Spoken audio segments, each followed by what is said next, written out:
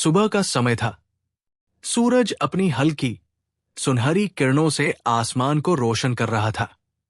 हवा में हल्की ठंडक थी और पेड़ों के पत्ते सरसराते हुए जैसे कोई मधुर गीत गा रहे थे। गांव के कोने में एक छोटा सा घर था। पीली दीवारें, छोटी खिड़कियां और आंगन में गेंदा और गुलाब के फूल खिले हुए थे। उस घर में रहते थे दो प्यारे बच्चे, चिंकी और चिकू। चिंकी 10 साल की थी, चुलबुली, हंसमुख और जिज्ञासु। चिकू उससे 2 साल बड़ा था, समझदार लेकिन उतना ही शरारती। दोनों हमेशा साथ रहते, कभी बगीचे में खेलते, कभी पेड़ों पर चढ़ते और कभी मम्मी से छुपकर चॉकलेट खाते। उस दिन भी दोनों ने सुबह सुबह अपना स्कूल का काम पूरा किया और बगीचे में खेलने चले गए। चिंकी ने अपनी प्यारी गुलाबी फ्रॉक पहनी थी और चिकू ने नीली हाफ पैंट और सफेद शर्ट। चिकू, आज हम पेड़ के नीचे घर बनाएंगे, चिंकी ने उत्साह से कहा। पर बगीचे में घर बनाकर क्या करेंगे? चिकू हंसा। जैसे कार्टून में होता है, पत्तों का बिस्तर और फूलों की दीवारें।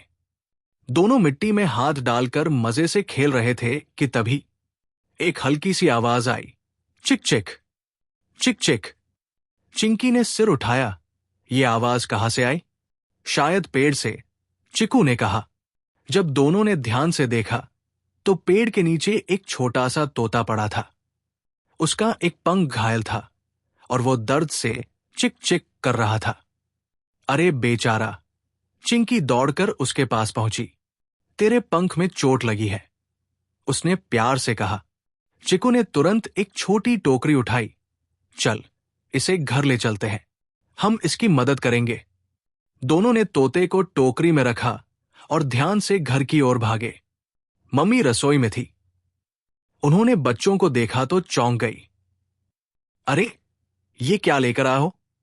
मम्मी, देखो, ये छोटा तोता गिरा हुआ था, इसके पंख में चोट लगी है, चिंकी बोली।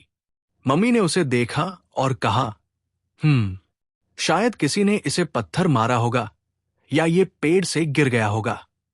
मम्मी, क्या हम इसे रख सकते हैं जब तक ये ठीक न हो जाए? चिकू ने पूछा। मम्मी मुस्कुराई। ठीक है, लेकिन इसका पूरा ध्यान तुम दोनों को रखना होगा। प्रॉमिस, दोनों ने एक साथ कहा। उन्होंने टोकरी में कपड़ा बिछाकर तोते को आराम से रखा, उसके लिए दाना और पानी रखा। चिंकी ने उसका नाम रखा, मिथु। मिथु, अब तू हमारा दोस्त है, चिंकी बोली। तोते ने धीरे से कहा, चिक चिक। चिकू हंस पड़ा। देखो, ये जवाब दे रहा है। और उस दिन से मिथु उनके घर का हिस्सा बन गया।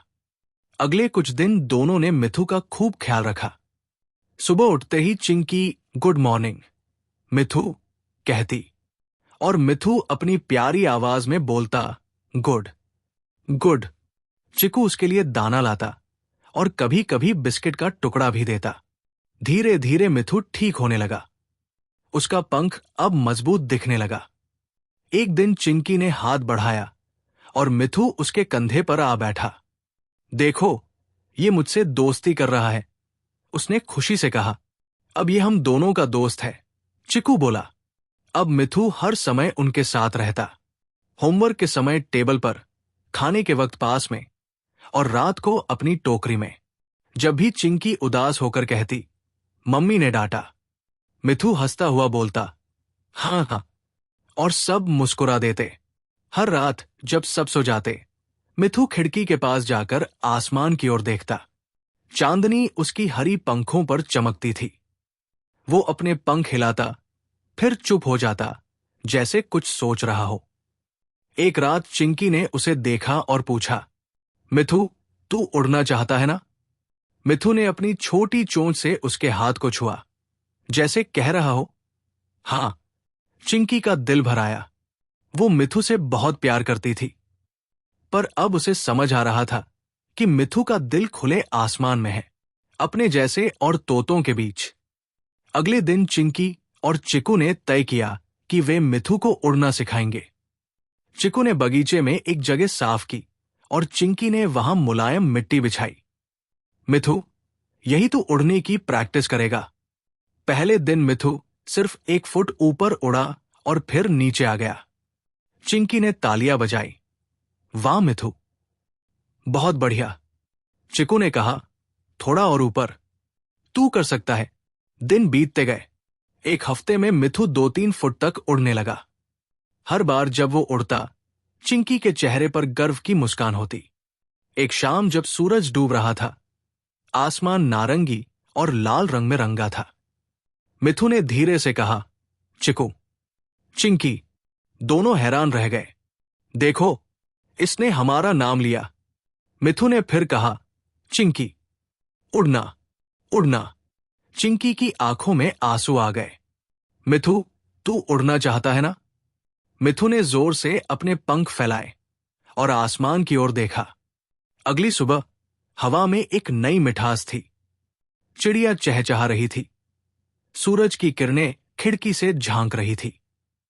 मिथु खिड़की पर बैठा था, आसमान की ओर देखता हुआ। चिंकी ने कहा, चल मिथु, आज तू आजाद उड़। चिकू ने कहा, तू तैयार है ना? मिथु ने जोर से चिक चिक किया। दोनों ने खिड़की पूरी खोल दी। सूरज की पहली किरण मिथु के पंखों पर पड़ी, जैसे सोने की चमक। चिंकी ने कहा, अब उड़ जा मिथु, तू आजाद है। मिथु ने उनकी हथेलियां छुई और बोला, bye bye Chinki, bye bye Chiku. फिर जोर से पंख फड़फड़ाए। फ्लैप, फ्लैप, फ्लैप, और वो आसमान में उड़ गया। चिंकी और चिकू ने उसे उड़ते देखा। वो धीरे धीरे आसमान में एक छोटे से बिंदु में बदल गया। उनकी आंखों से आंसू बह रहे थे, पर दोनों के चेहरे पर मुस्कान थी। मुझे लगता है वो लौटकर जरूर आएगा, चिंकी ने कहा। हां, चिकू बोला, कोई भी तोता अपने पहले घर को नहीं भूलता। कई महीने बीत गए। एक दिन जब दोनों बगीचे में खेल रहे थे, एक जानी पहचानी आवाज आई। चिकू, चिंकी दोनों ने ऊपर देखा। एक हरा तोता आसमान से नीचे आ रहा था। उसके साथ 2 और छोटे तोते थे। मिथु, तू वापस आ गया, चिंकी खुशी से चिल्लाई। मिथु बोला, मिथु, खुश। चिंकी, चिकू, वो दोनों छोटे तोते उसके दोस्त थे। मिथु उनके साथ बैठ गया, चिंकी के कंधे पर आकर। वो पल किसी सपने से कम नहीं था।